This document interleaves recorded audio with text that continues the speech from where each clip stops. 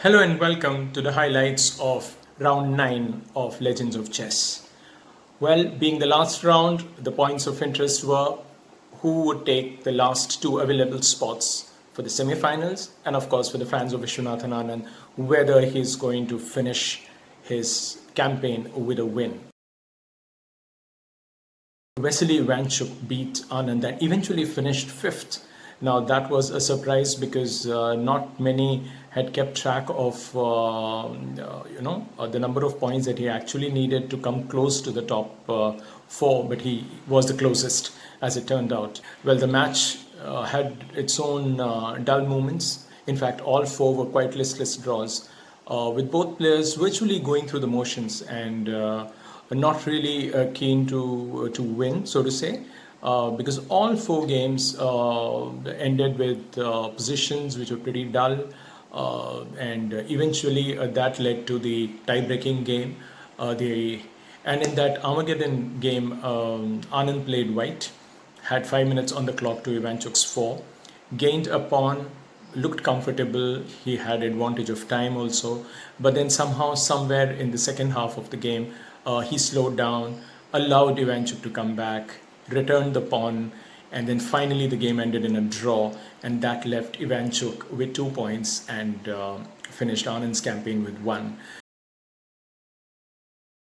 Well, this was a match where everybody expected Kramnik to go for broke because he just had to win to keep his chances alive and hope that Anish Giri beats Svidler. And while Anish Giri took the lead against Svidler, Kramnik had his struggle against Magnus Carlsen. Now, Carlsen on this day was simply brilliant.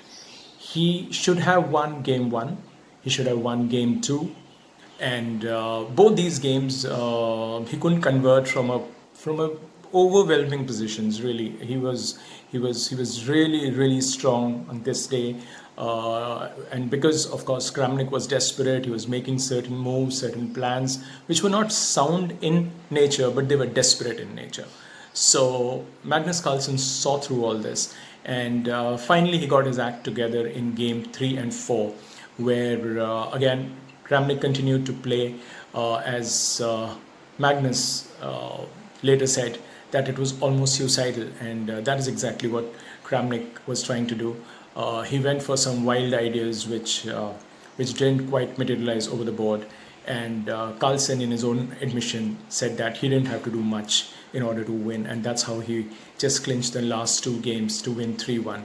Well, effectively he could have won 3-0, but that didn't really had any impact. I mean, even if he had won 3-0, it wouldn't have made any difference to his chances because he had already topped the table with an all-win record.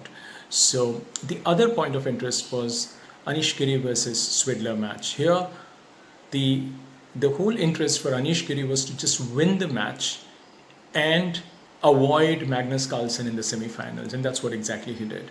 He beat Svidler thanks to that one victory, and Svidler took the 4th spot.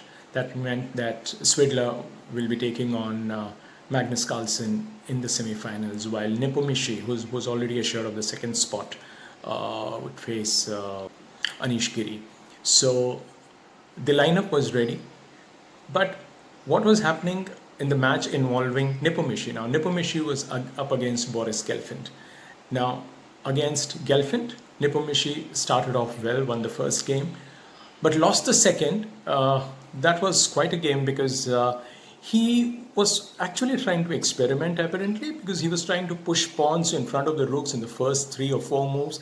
He had pushed the pawns in front of the rooks. Now, this was something which probably we haven't seen in top flight chess in more than 50 to 100 years, probably, because in the top league, people don't play those moves. But somehow, Nepomniachtchi was in the mood to experiment. He tried these against Gelfand, who's supposed to be a master of the classical games, and he waited for his opportunity and exploited it and won the second game to make it 1-1.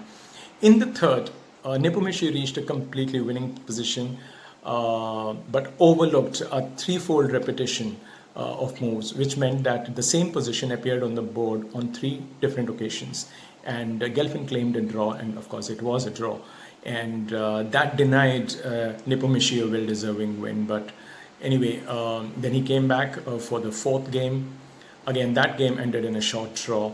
Now that led to the fifth game of the tie, which was the Armageddon, and this is where Nepomniachtchi now has built a reputation of being almost unassailable. But what did Gelfand do? Gelfand actually beat him in that. Now that also was a game where a lot of credit should go to the older man. Nobody expected Gelfand at 52 to play the way he did. And of course, he was helped greatly by Nepomniachtchi, who erred on the 15th move, made a very innocuous-looking move, which of course didn't miss Gelfand's attention, because he saw the weakness behind that move and he exploited it and he went on to win. So finally, Nepomniachtchi was forced to lose a game, or rather, he was forced to lose a match. And that spoiled his unbeaten record going into the semi-finals. But that didn't really hurt him because he was already assured of the second spot. So overall, we had some exciting matches. Kramnik, give credit to him, because the way he played, he gave it everything. He knew that beating Magnus Carlsen was the only way out for him to have any chance of making it to the semi-finals. You can't really accuse him of not trying. He really tried hard, but he was up against a man who was simply magnificent. And Anish Giri, quietly, he has now slipped into the semi-finals after losing his opening match to Magnus Carlsen, and thereafter he's been quite steady. He has won most of his matches, and he has sneaked into the semi-finals in the second successive tournament. Remember, in the last event, he was the runner-up to Magnus Carlsen. So there's every prospect of a repeat clash between these two. But before that, Anish Giri will have to make sure that he beats Nepomniachtchi. Now that is not going to be easy, because the defeat to Gelfand is probably going to wake him up. And we are in for some very exciting times. And with that, we go into a day's rest. That means before the semi-finals, the players get a day's rest. On the table, the final placing saw Anand finish 9th, just ahead of Peter Svidler, who lost to Ding Liren, and that victory for the Chinese saw him take the 8th spot.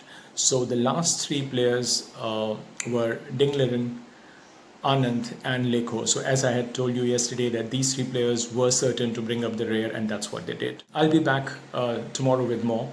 And till then, goodbye from me. Thank you for watching.